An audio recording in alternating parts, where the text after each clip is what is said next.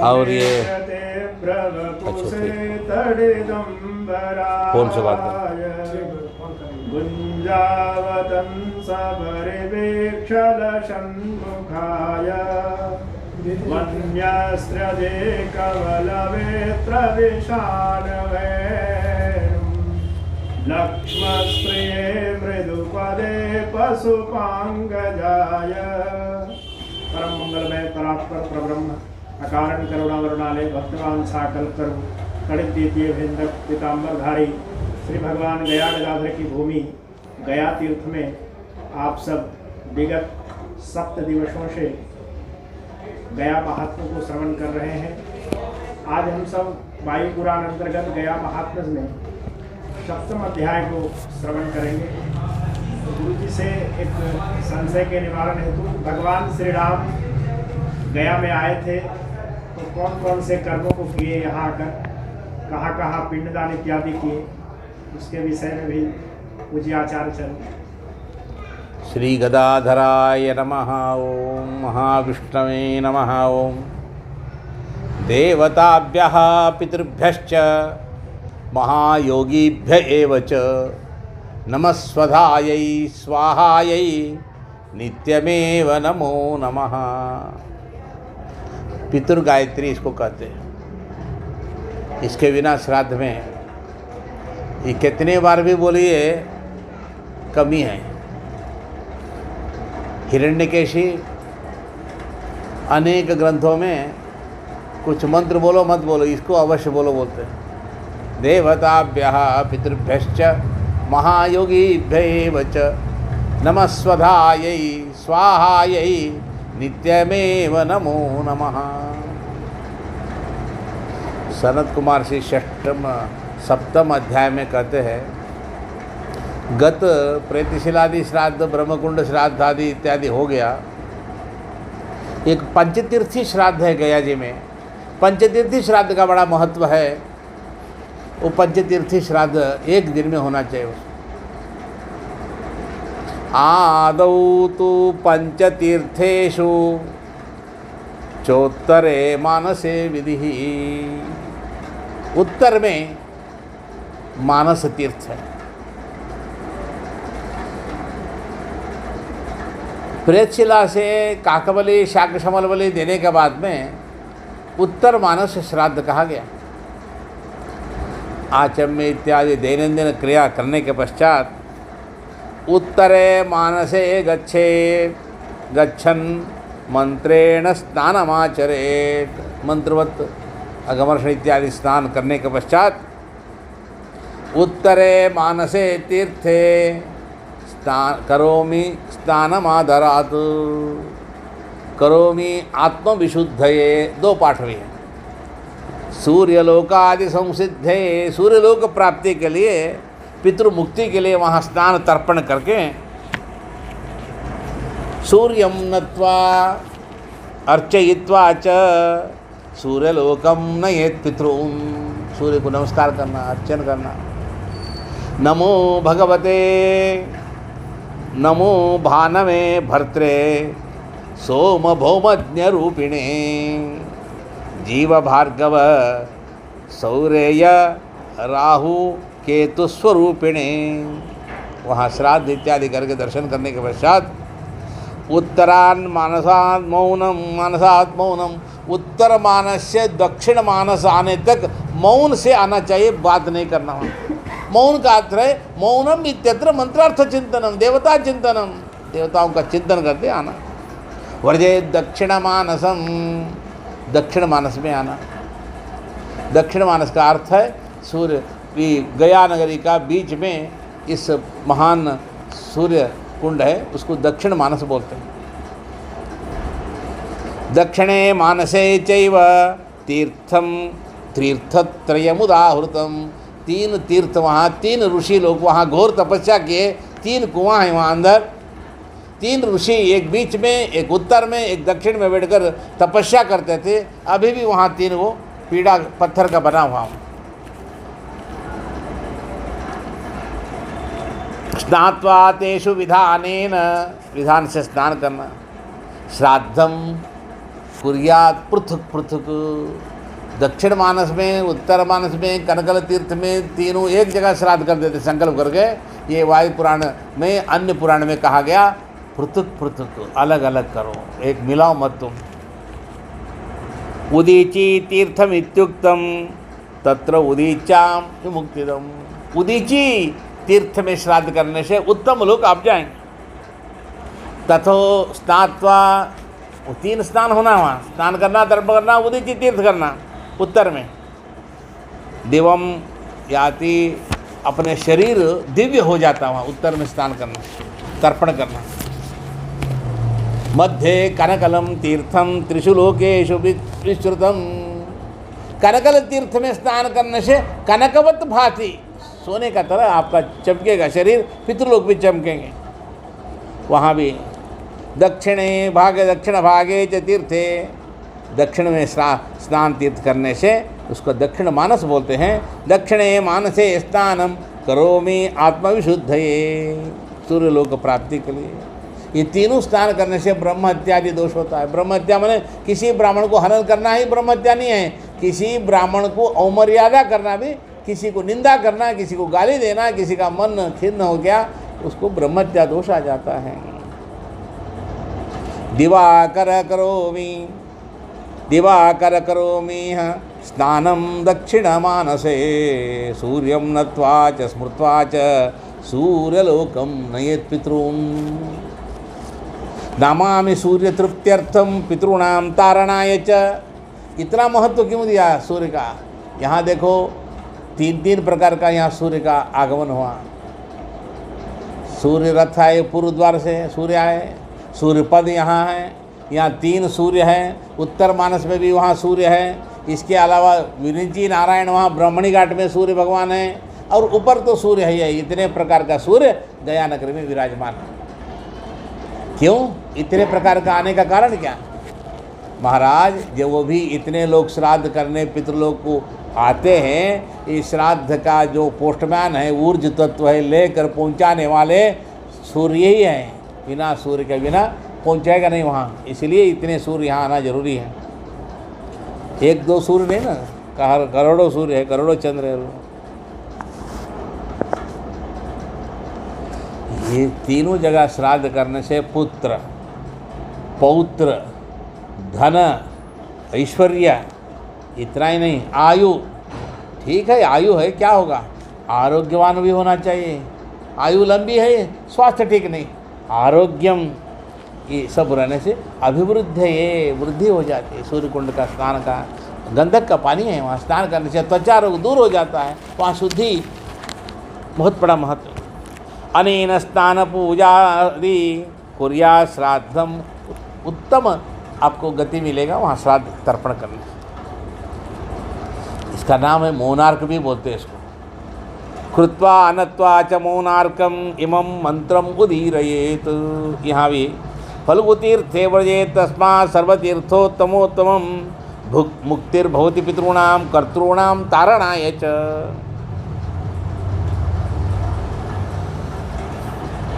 आमेल फिर फल्गु तीर्थ में भी स्नान श्राद्ध इत्यादि है। फल्गु तीर्थ में स्नान करने के लिए प्रातः काल में, अरुणोदय काल में ही गुप्त रूप से देवादि देवता लोग आ जाते। अग्नि पुराण का वाक्य, देवता लोग गुप्त रूप से तानि स्नातुं समायान्ति फल्गु तीर्थे सुरैः सह। देवता लोग वहाँ स्नान करने के लिए आ जाते हैं फल्गु तीर्थ में। इसीलिए अपि जन्म शतोद्भूतम कृपया या हरत्यगम मनुते फल्गुसा फल्गु नदी सद्गुणदास्तु में। खूब बहुत सारा नदी गंभीर से बहते रहते अहंकार से। ये फल्गु अहंकार से नहीं बहती, गुप्तगामिनी है अंदर से। उस जल मात्र से ही पाप परिहार हो जाता। फिर भी वो बहती नहीं, अहंकार नहीं दिखाती, फिर भी अहंकार खंडन करके गुप्तगामी रहती है। इसलिए उसका नाम है फल्गु। फल्गु माने अल्प है, अल्प है इसका।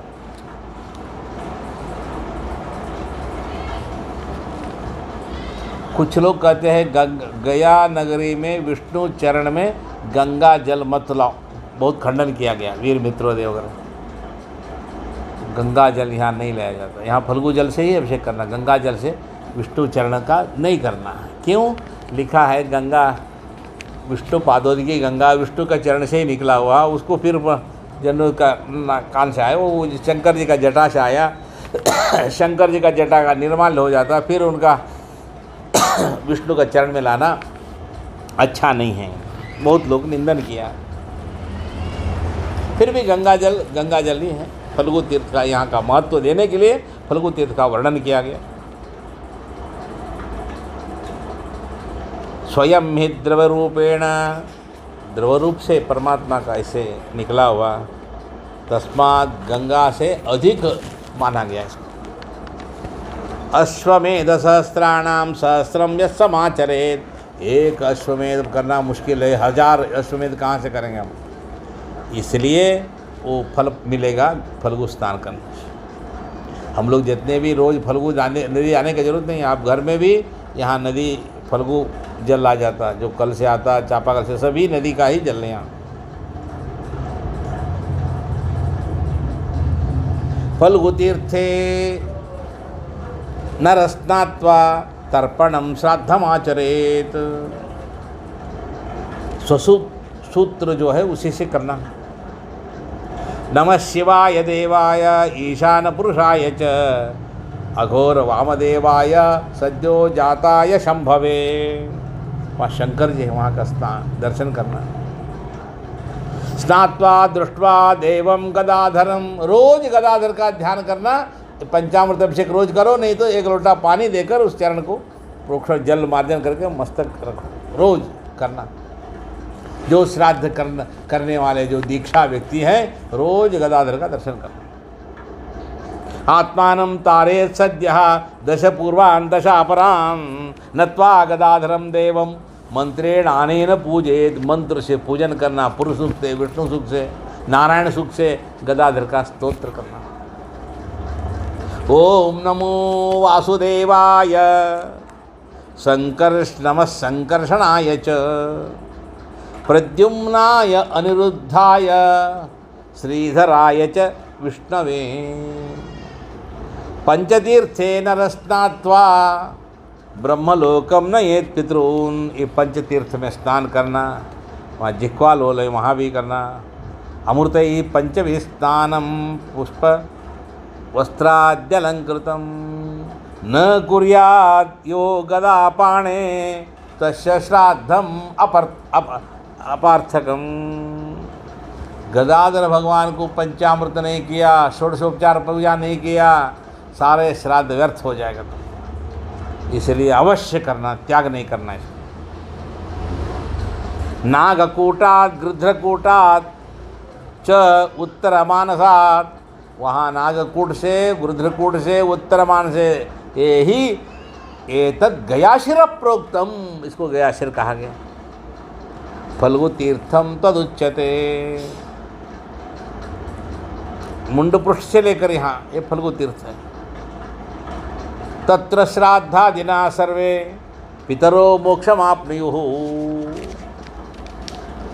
फल्गु तीर्थ इतना है, बाद में महानदी है इसमें, इसलिए पूर्वतोस्ति महानदी। महानदी फल्गु तीर्थ अलग है। मुखम गया असुरः तस्मात्, अक्षय हो जाएगा। वहाँ ऊपर शिरोभाग में, मुख भाग में श्राद्ध करेंगे। प्रथमे हने विधि प्रोक्तो द्वितीय दिवसम व्रजेत, दिवस हो गया। तृतीय दिवस में धर्मारण्य तत्र धर्मो यस्माद् यज्ञम अकारयत, धर्मराज यज्ञ किए थे वहाँ।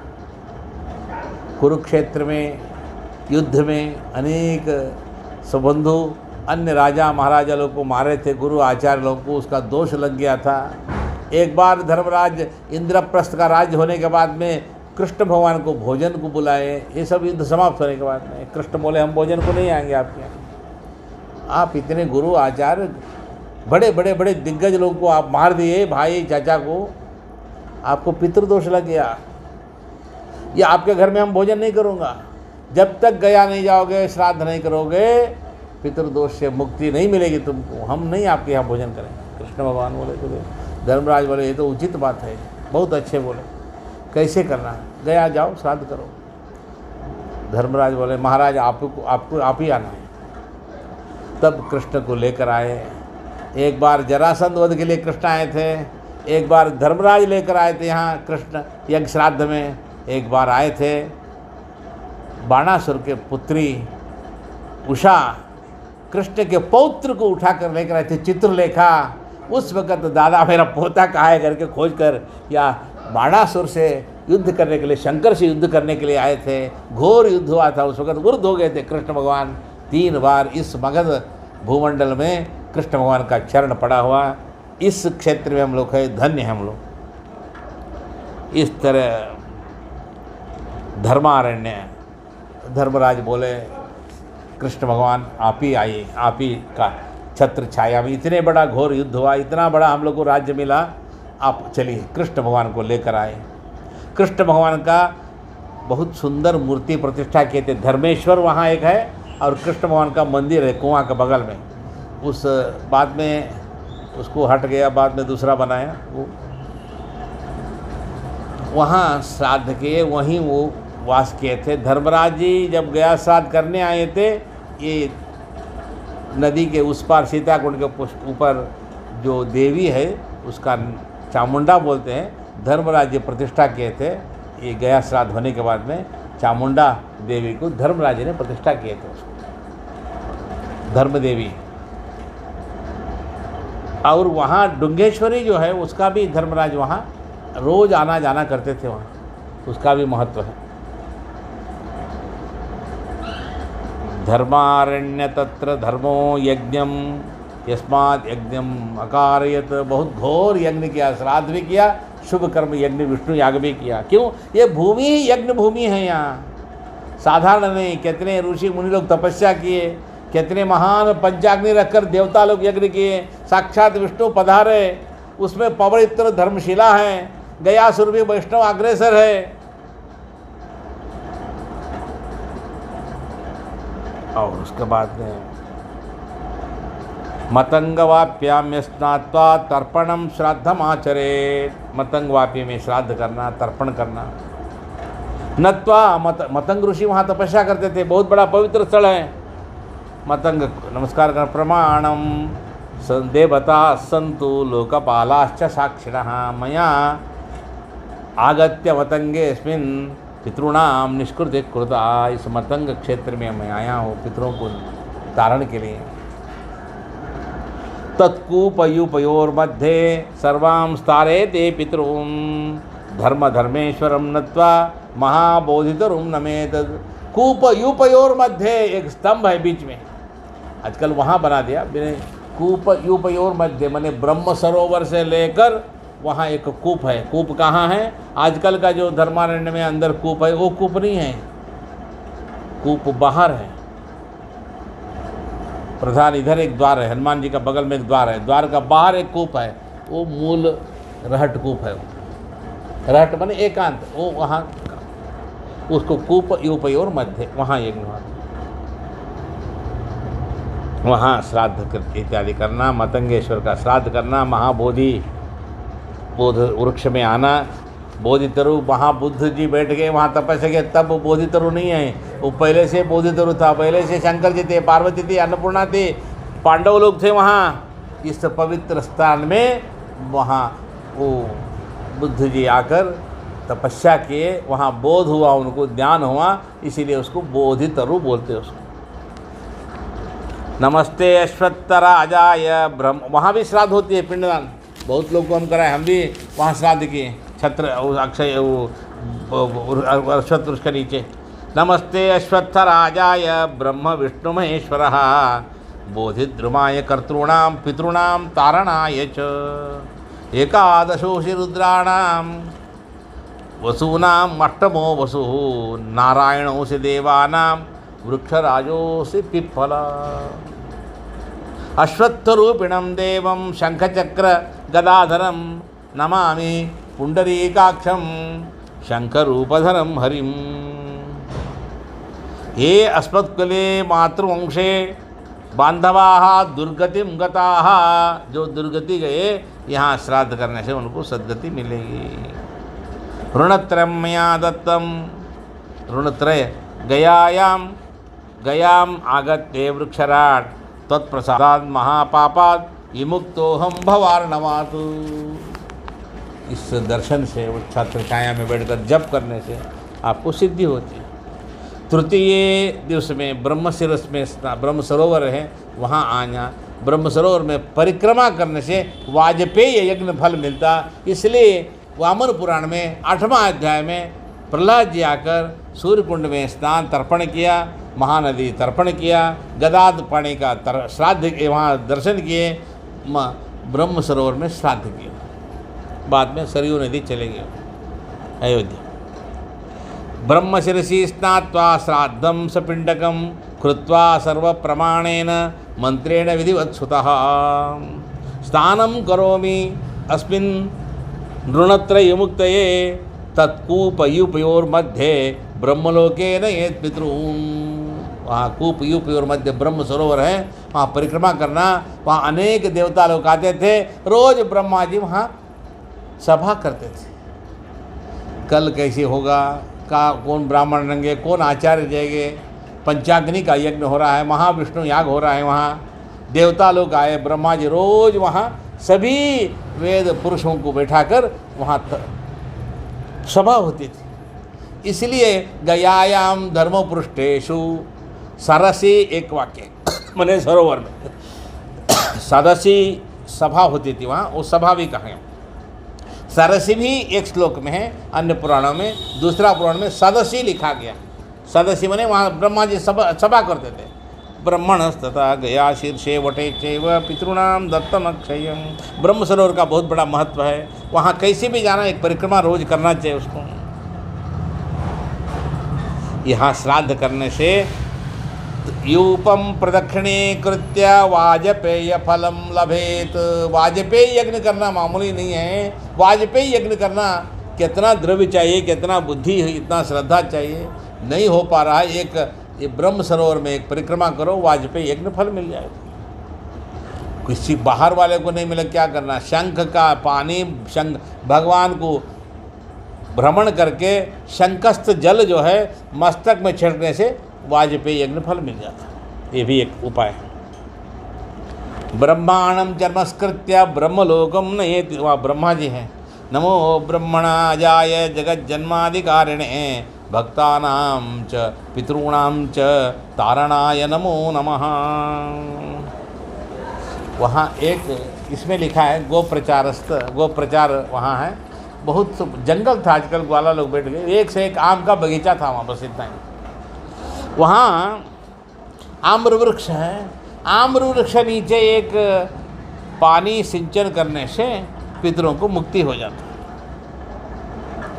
यहाँ से लेकर वहाँ तक अभी भी इसका नाम है आमस पड़ा है, माने अक्षय वट के बगल से मंगल गौरी से नीचे से लेकर अभी जो आमस है, माने आम का वृक्ष, वहाँ भी देखो आम का वृक्ष ज़्यादा है, वहाँ तक आम्र वृक्ष का खेत था। वो एक मुनि आश्रम करते, दूसरा पुराण में दूसरा है, इसमें एक मुनि आम्र सेचन करने गए थे वहाँ।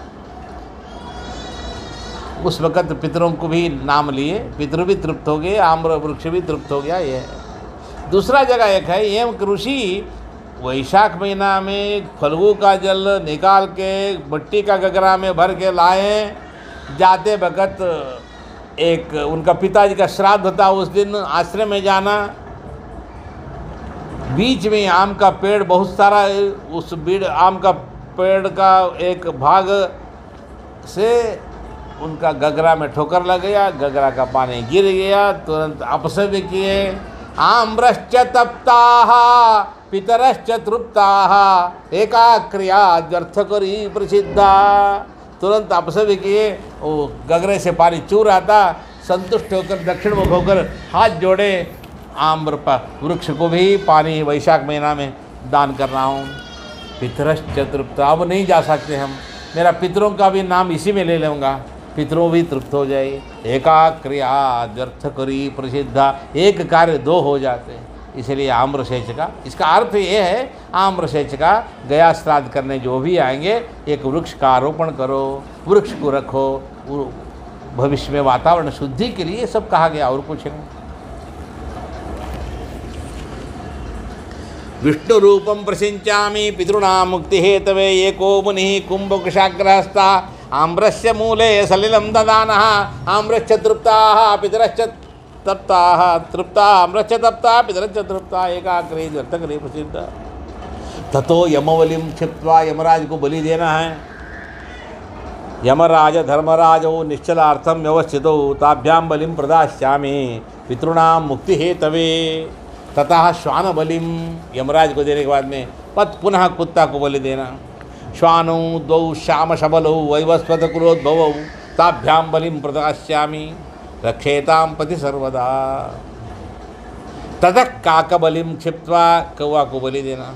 स्नानम आचरेत्, कौवा को बलि देने के बाद में स्नान करना। ऐन्द्र वारुण वायव्याम याम्यां वै नैऋतास्तथा वायसाः प्रतिगृह्णन्तु भूम्यां पिंडम मयोच्छितम। मैंने पिंड दिया भूमि पर, इसको आप कौवा लो खाए। कौवा एक ही नहीं खाता, सारा अपना परिवार को बुलाकर खा लेता हो। फल्गु तीर्थे कौवा को देने से क्या लाभ है, ये वेद मंत्र ऋग्वेद में लिखा गया। फल्गु तीर्थे चतुर्थे हनि गत्वा स्नानादिकं चरेत गयाशिरसि यच्छ्राद्धं पदे कुर्यात् स पिण्डकं साक्षात् गयाशिरस्तत्र फल्गुतीर्थाश्रिताचितं नगार्जनात् ब्रह्मकूपात् उत्तरमानसात् एतद् गयाशिर प्रयुक्तम। पहले यहाँ से यहाँ लेकर गयो शिरोभाग है, गये शिरोभाग में श्राद्ध करना। वहाँ अनेक पद है, वहाँ गयासुर पर, सिर पर वो पद श्राद्ध करना। क्रौंच पदात् फल्गुतीर्थम यावत् साक्षात् गयाशिरः मुखम गयासुरस्यैव तस्मात् श्राद्धम अतः अक्षयम। इसका ऊपर भाग में श्राद्ध करना। सर्वस्य गात्रस्य शिर प्रदानम, शिर प्रधान है, शिरो भाग में धर्मशिला यहाँ रखा है, धर्मशिला पर देवता है, वहाँ श्राद्ध करना। क्या आधा घंटा हो गया? हाँ, अभी आधा करो, कल मिलाएंगे उसको। अभी तो मिनट ख़त्म कर दें, क्यों नहीं, विषय अच्छा आ गया, राम जी का विषय है। मुंड पृष्ठा आदि गदाधरः व्यक्तः अव्यक्तः व्यवस्थितः। आदि गदाधर यहाँ विराजमान है। विष्णु आदि पदरूपेण पितॄणां मुक्ति हेतवे। अनेक देवता लोग यहाँ स्थान रूप से, पद रूप से यहाँ विराजमान है। वो षोडश वेदी का श्राद्ध है, उसको मध्यम षोडशी कहते हैं। और अनेक देवताओं का, कौन कौन राजा आए थे, कैसे किए, भीष्म शंतनु का, राम जी का, दशरथ जी का इत्यादि वर्णन इसमें आता है। इत्यादि विषय इसी भाग में पुनः आगे होंगे। कल भगवान गया नगरी में जितने राजा महाराजा लोग आकर यहाँ श्राद्ध किए, कितने देश विदेश से आकर यहाँ अभी भी श्राद्ध करते हैं, कितनों लोगों का मनोकामना पूर्ण हो जाता है श्राद्ध से। पितृवंश वृद्धि होती है, और व्यापार में जो नुकसान है वो आगे बढ़ता है, घर में जो अशांति फैला हुआ शांति मिलती है, पितृदोष से दूर हो जाते हैं, उत्परास मध्यम आवर धानुष कप्रेत लोग संतुष्ट हो जाते हैं। और जो रहते हुए अपने गोतिया लोग झगड़ा किए, मरने के बाद में उन लोग के लिए भी गया श्राद्ध पिंड दाने से वो गोतिया लोग भी आशीर्वाद देते हैं। इस तरह गया श्राद्ध का बड़ा महत्व है। कृष्णार्पणस्तु गदाधर। भगवान विष्णु भगवान सबको सन्मंगल दे।